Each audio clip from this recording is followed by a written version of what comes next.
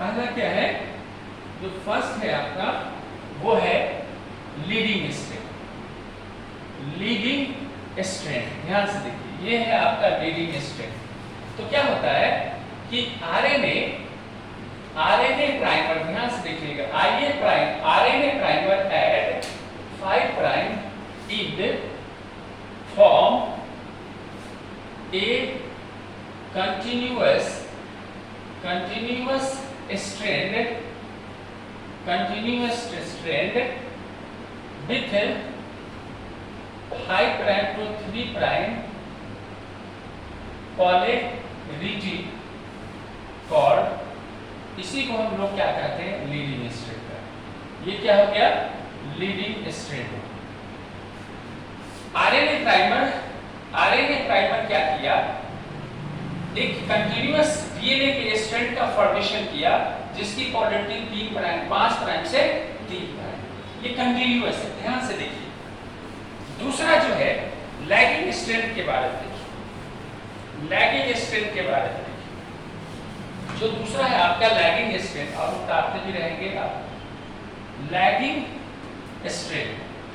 अब यहां देखिए, RNA primer at fork end also form DNA strand but in fragment called Okazaki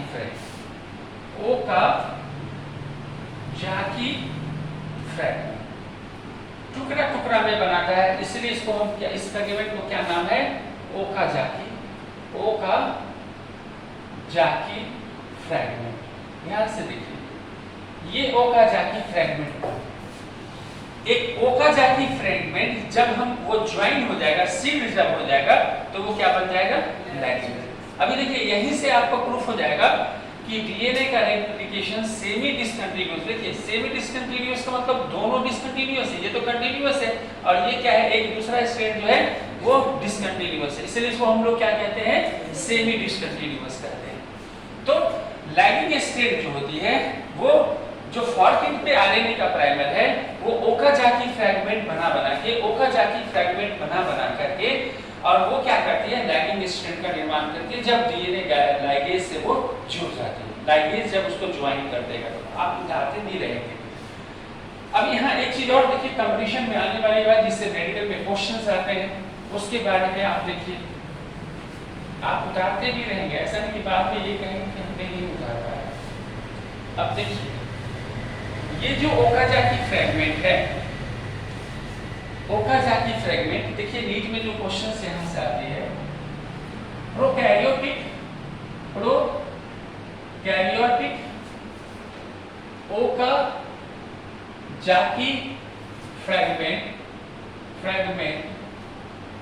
fragment contains 1000 to 2000 base pair. ये आपको NEET में आने वाले क्वेश्चंस में आ सकते हैं कि प्रोकैरियोट में जो ओकाजाकी फ्रैगमेंट है वो 1000 से 2000 बेस पेयर का बना होता है, और यूकैरियोट में जो ओकाजाकी फ्रैगमेंट है, वो कितने बेस पेयर का बने होते हैं, ये 100 से 200 ही बेस पेयर के बने हैं। ये भी बहुत इंपॉर्टेंट आप चीजें ने देखा, आपने देखा कि जो ओकाजाकी फ्रैगमेंट है, ओकाजाकी फ्रैगमेंट प्रोकैरियोट में कितने बेस पेयर का बने होते हैं, और यूकैरियोट में कितने बेस पेयर का बने।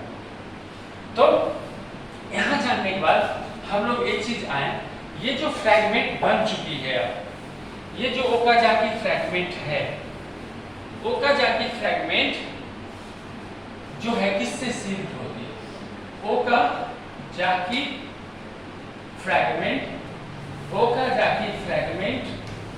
Are joined by DNA ligase, ये एंजाइम डीएनए लाइगेज।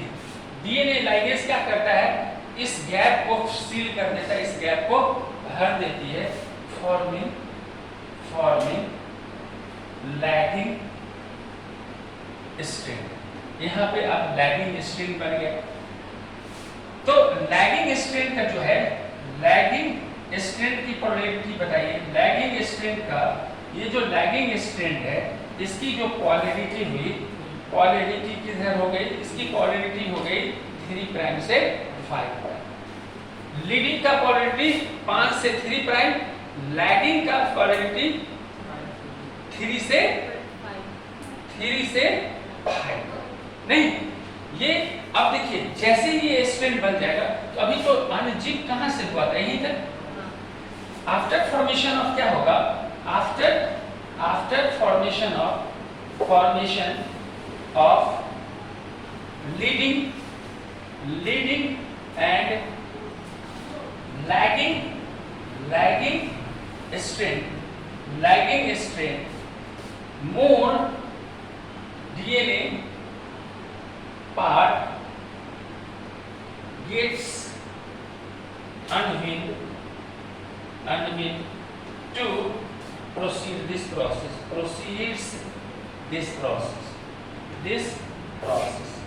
अब देखिए यहाँ तक अनविन हुआ था, फिर अभी ये सब अनविन होना बाकी है, ये पार्ट अभी अनविन होना बाकी है। तो फिर क्या होगा कि ये पार्ट अनविन होते रहेंगे, लीडिंग और लैगिंग स्ट्रैंड कंटिन्यू होता है, बनते रहेगा, अपने प्रोसेस को कंटिन्यू करते रहेंगे। ठीक है, आपको लिखते भी रहना है। तो हमने देखा कि कैसे डीएनए का स्ट्रैंड बना। अब ध्यान से देखिए, एक चीज और आपको बड़ी कंपटीशन में एक क्वेश्चन यहाँ से डायरेक्ट आती है। आपने देखा कि लीडिंग स्ट्रैंड और लैगिंग स्ट्रैंड का फॉर्मेशन हो गया। जहां तक अनजिप है, अनजिप डीएनए के स्ट्रैंड में ये दोनों स्ट्रैंड का फॉर्मेशन हो चुका है। फॉर्मेशन होने के बाद सपोज दैट कि पूरे स्ट्रैंड अनजिप हुआ, पूरे स्ट्रैंड अनविन हो गया, लैगिंग स्ट्रैंड लीडिंग स्ट्रैंड दोनों बन गए। इस आरएनए प्राइमर का क्या होगा, ये जो आरएनए प्राइमर है, ये जो आरएनए प्राइमर है उसका क्या होगा, है ना, इसके बारे में समझिए। ये स्ट्रैंड का क्या होगा उसके बारे में आप जानिए। क्या डीएनए बन के डुप्लेक्स के बन जाने के बाद ये पाए जाते हैं या नहीं पाए जाते हैं? आप कहेंगे कि सर नहीं, ये रिमूव कर दिए। जैसे ही एक लीडिंग और लैगिंग स्ट्रैंड बन जाती है तो आरएनए प्राइमर क्या होता है, RNA primer is removed by, देखिए रिमूव्ड बाय पॉलीमेरेज 1। किसमें, प्रोकैरियोट में पॉलीमेरेज 1 हटा देगा। और आप जानते हैं आपका जो बीटा और डीएनए पॉलीमेरेज एंजाइम, हम यूकैरियोट के लिए DNA polymerase alpha, beta, delta, gamma, epsilon जो था, उसमें से बीटा पॉलीमेरेज जो है, बीटा डीएनए पॉलीमेरेज यूकैरियोट में हम लोगों के अंदर वो क्या करता है, आरएनए पॉलीमेरेज को हटा देता है। तो आप देखिएगा एंजाइम का रोल भी आपको देखना है कि आपने देखा कि पॉलीमेरेज 1 जो है वो आरएनए लीडिंग और लैगिंग, जैसे ही लीडिंग और लैगिंग स्ट्रैंड बन जाती है, बेस पेयरिंग हो जाता है, तो क्या होता है कि पॉलीमेरेज 1 क्या करता है, प्रोकैरियोट में आरएनए प्राइमर को हटा दिया। बीटा डीएनए पॉलीमेरेज क्या करता है, यूकैरियोट के अंदर से उस आरएनए प्राइमर को हटा दिया। और ये जो जगह बचा, इस जगह पर दूसरे डीएनए के स्ट्रैंड बन गए। डीएनए का स्ट्रैंड क्या होता है, एक डीएनए का न्यूक्लियोटाइड उस जगह को, जितना भी जगह है 4 से 12 बेस पेयर का आरएनए प्राइमर, 4 से 12 बेस पेयर वाला डीएनए का स्ट्रैंड आएगा और उस जगह को फिल कर, और ये स्ट्रैंड का फॉर्मेशन हो। क्लियर, कोई दिक्कत? चलिए लास्ट वाला देखिए, ये सब स्टोरी आपने देखा, लास्ट स्ट्रैंड पे लास्ट का देखिए, प्रूफ रीडिंग के बारे में हम लोग देखेंगे। प्रूफ रीडिंग के बारे में देखते हैं। तो प्रूफ रीडिंग के बाद देखिए, यहाँ तो आपने देखा कि ये आपका कंप्लीट हो गया। ये कैसे हो जाएगा, ये एट द एंड ऑफ, जैसे ही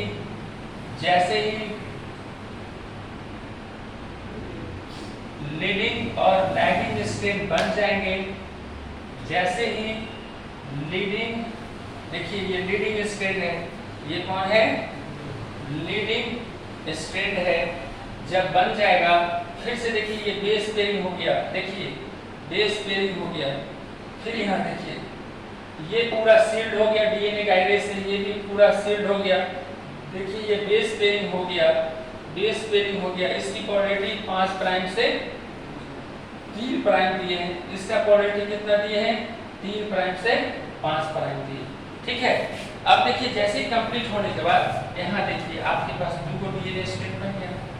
देखिए ये 2 डीएनए, एक डीएनए से आपका 2 डीएनए स्ट्रैंड का फॉर्मेशन हो गया। यहाँ देखिएगा 5 प्राइम से 3 प्राइम, 3 प्राइम से 5 प्राइम पोलैरिटी। यहाँ देखिए 5 प्राइम से 3 प्राइम, यहाँ देखिए 3 प्राइम से, यहाँ पे कौन हो गया, यहाँ देखिए इसका 3 प्राइम से 5 प्राइम, और ये 5 से 3 प्राइम। अब देखिए तो इसमें बताइए ये जो डीएनए कैसा है, ये क्या है आपका ओल्ड है, ये क्या है न्यू बना है। ये देखिए ये क्या है न्यू बना है, ये क्या है ओल्ड। क्यों हम कहते हैं DNA replication is a semi conservative process, DNA replication is a semi conservative process क्यों कहते हैं, इसलिए कहते हैं कि जब डीएनए का रेप्लिकेशन होता है तो एक डीएनए डुप्लेक्स, जो 2 डीएनए डुप्लेक्स बनाएगा तो उसमें एक ओल्ड और एक न्यू, एक ओल्ड और एक न्यू, इसी बात है। ये क्लियर है आपका। अब देखिए ये जो घटना घट रही है, जो स्टेप्स हो रही है, डीएनए का स्ट्रैंड जो बनता है उसको प्रूफ रीडिंग की जरूरत क्यों पड़ती है, उस बात को देखिए। 7वां जो स्टेप है वो प्रूफ रीडिंग है, वो ध्यान से समझिए।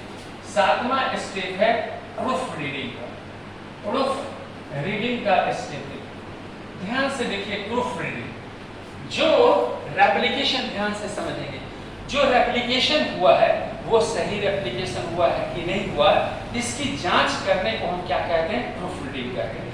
आपको ये समझना है, आपको ये जानना है कि अगर डीएनए का रेप्लिकेशन 10,000 टाइम होता है, अगर डीएनए का रेप्लिकेशन 10,000 होता है तो रॉन्ग रेप्लिकेशन होने की फ्रीक्वेंसी 1 है। 10,000 बार डीएनए का रेप्लिकेशन होगा तो एक बार गलत रेप्लिकेशन हो जाएगा। गलत रेप्लिकेशन में क्या होगा, या तो रॉन्ग बेस पेयरिंग हो जाएगी, है ना, रॉन्ग बेस पेयरिंग हो जाएगी। उन इसमें सबसे ज्यादा तो यही प्रॉब्लम है ना कि रॉन्ग बेस पेयरिंग होना, ठीक है, कि उसके स्ट्रक्चर चेंज हो जाना, स्ट्रक्चर में परिवर्तन हो जाना। कभी कभी आप जानते हो कि इसके अंदर डीएनए के अंदर तो 4 ही बेस होती है, एडेनिन, गुआनिन, थाइमिन और साइटोसिन। यहाँ पे यूरासिल तो नहीं होता, यूरासिल आरएनए में होता है। कभी कभी क्या होता है कि यूरासिल भी पेयर कर जाती है एडेनिन के साथ। क्या पेयर कर जाती है, एडेनिन के साथ नॉर्मली पेयर होना चाहिए डीएनए में थाइमिन को, लेकिन इसके जगह यूरासिल पेयर हो जाता है। तो हमारे शरीर के अंदर या प्रोकैरियोट के शरीर के अंदर जो रॉन्ग बेस पेयरिंग है उसको फाइंड आउट करने के लिए एंजाइम होती है, ठीक है। अब यहाँ देखिए, यानी सबसे पहले कि फ्रीक्वेंसी ऑफ रॉन्ग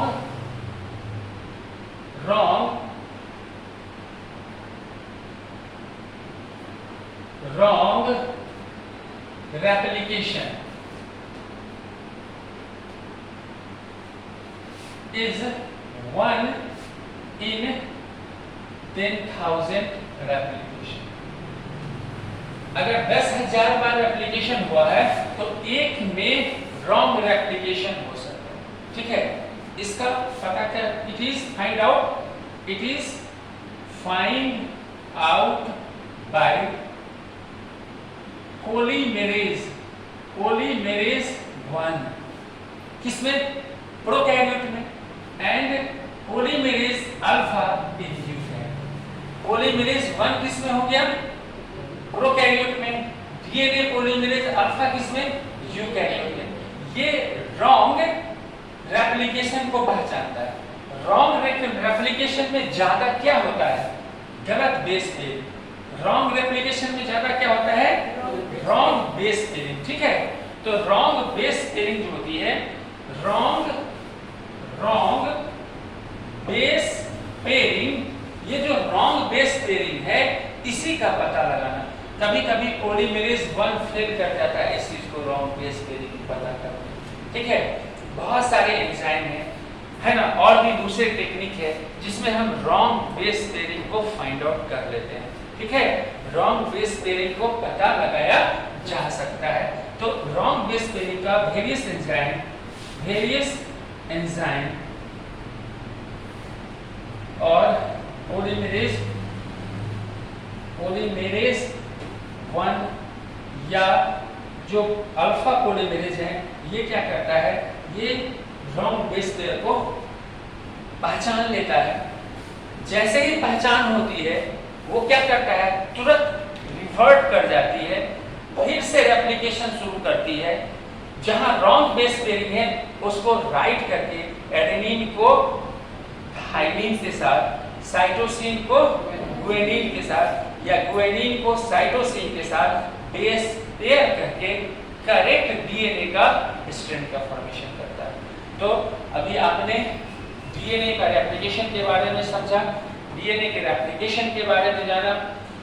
आप इस वीडियो को अच्छे से देखेंगे और अगर आपको लगता है कि आपको नीट की तैयारी करनी है, अगर आप 2021 में नीट का एग्ज़ाम देना चाहते हो या 2022 में नीट का एग्ज़ाम देना चाहते हो, तो आप हमारा इंस्टीट्यूट राव क्लासेस जो पूर्णिया में है वहाँ आके अभी हम लोगों ने 2021 के लिए 100 डेज का रिवीजन कोर्सेज स्टार्ट किए हैं, उसमें आके ज्वाइन कर सकते हो। या अगर आपको ये लगता है कि 2022 में आपको नीट की एग्ज़ाम देना है तो उसके लिए हम लोग 15 जुलाई से बैच स्टार्ट कर रहे हैं, उस बैच में आके पढ़ सकते हो। राव क्लासेज आपको ऑफलाइन के साथ साथ पूरे कंप्लीट ईयर ऑनलाइन की भी पढ़ाई की व्यवस्था करती है। तो आप आकर के राव क्लासेस पूर्णिया में आके कांटेक्ट करें और जो हमारा यूट्यूब चैनल है वहाँ पे जो मोबाइल नंबर है उससे आप कांटेक्ट कर सकते हो और नीट की तैयारी कैसे करेंगे उसकी जानकारी लीजिए। आपको ये भी जानकारी होना चाहिए कि हम लोग प्री फाउंडेशन कोर्स में 8 to 10 तक के बच्चों को पढ़ाते हैं। 8 क्लास से जो 10 तक के बच्चे आते हैं वो अभी से ही नीट की तैयारी के बारे में जानकारी लेंगे, पढ़ेंगे, अपने सिलेबस को कंप्लीट करते हुए, अपने कोर्स को अच्छे से कंप्लीट करते हुए। जो 10th बैच है, 10th पास बच्चे हैं जो फाउंडेशन कोर्स में आते हैं, हम लोग सिर्फ फाउंडेशन कोर्स में मेडिकल की ही तैयारी करवाते हैं, नीट की ही तैयारी करवाते हैं। फिर आप अगर 12th पास हो टारगेट कोर्स में आके हमारे यहाँ कोर्स कर सकते हो।